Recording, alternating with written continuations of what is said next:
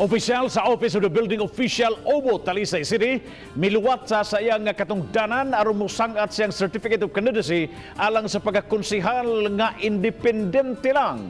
Ang report ni Fimari Dumabok. Sa bispera sa deadline sa filing sa COC, duha ang nakaduso sa ilang Certificate of Candidacy sa Talisay City Comelec.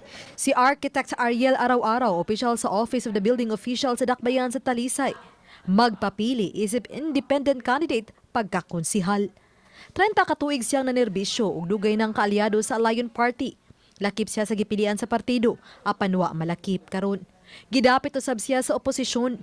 Ang Talisay from kanang infant pa hangtod sa nga nidako naagkon nagkuan ko kana galing nagsunod ko niya ba sumo nang dako kay kugugma nga pagkahuman kini sa tuig nako sa akong taas nga panerbisyo sa lungsod ug dakbayan ang Talisay dako gyud akong gugma nga mo serve na gyud sa mga tao kay man naman kog serbisyo sa akong pamilya.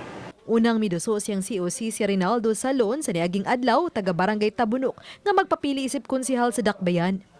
Mingaw man karong adlaw, apan gipangandaman sa Talisay City Comelec ang katapusang adlaw sa pagsang-at sa COC nga gipaabot nga dagsaan sa mga kandidato.